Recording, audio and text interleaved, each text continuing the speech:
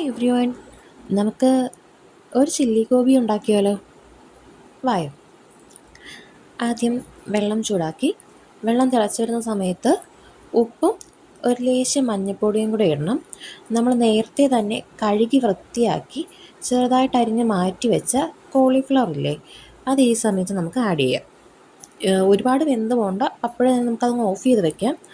പിന്നെ ഒരു പാത്രത്തിലേക്ക് മൈദ, കോൺഫ്ലവർ, കുറച്ച് അരിപ്പൊടിയും ഇട്ട്, കുറച്ച് കുരുമുളക്, ഞാൻ കുറച്ചധികം ഇടുന്നുണ്ട്, കുറച്ചധികം കുരുമുളകും കുറച്ച് കാശ്മീരി ചില്ലി ആഡ് ചെയ്യണം. എന്നിട്ട് ഇതിന് നന്നായിട്ട് മിക്സ് ചെയ്യണം.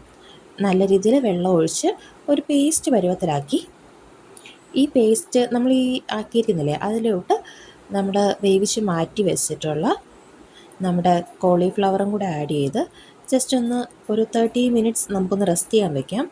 ആ സമയത്ത് നമുക്ക് കുറച്ച് സോയാ സോസ്, കുറച്ച് ചില്ലി സോസ്, കുറച്ച് ടൊമാറ്റോ സോസ് ആഡ് ചെയ്ത് ആ സോസുകളെല്ലാം കൂടെ ഒന്ന് മിക്സ് ചെയ്ത് മാറ്റി വെച്ചിരിക്കാം.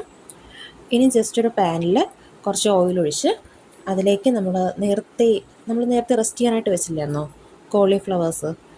കോളിഫ്ലവർ കുറച്ച് കുറച്ചായിട്ട് എടുത്തിട്ട് അതിനെ ഒന്ന് രണ്ട് സൈഡും നല്ല ബ്രൗൺ കളറിലേക്ക് മൊരിയിച്ചെടുക്കാം. ഇനി അടുത്ത് നമുക്ക് ക്യാപ്സിക്കം, സവാള ഇതൊക്കെയാണ് നമുക്ക് ആവശ്യമുള്ളത്.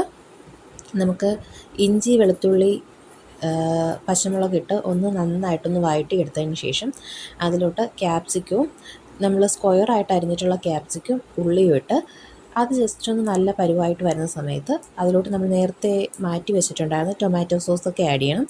ടൊമാറ്റോ സോസുകൾ ആഡ് ചെയ്തതിന് ശേഷം നമുക്കതിലോട്ട് കുറച്ച് വെള്ളം ഒഴിച്ച് വെള്ളം ഒന്ന് മിക്സായി വരുന്ന സമയത്തേക്ക് അതിലോട്ട് കോളിഫ്ലവർ ഇട്ട് നന്നായിട്ട് മിക്സ് ചെയ്യാം. അതിന് ലാസ്റ്റ് നമുക്ക് ജസ്റ്റ് കുറച്ച് കോൺഫ്ലവർ കുറച്ച് വെള്ളത്തിൽ ആഡ് ചെയ്ത് ഒഴിക്കുക. ഇതാകുമ്പോൾ കുറച്ചൊന്ന് തിക്കാവും. ഇപ്പം നമുക്കാവശ്യം കുറച്ചുകൂടെ ലൂസായിട്ടാണെങ്കിൽ നമുക്ക് കുറച്ചുകൂടെ വെള്ളം ആഡ് ചെയ്താൽ മതിയാവും.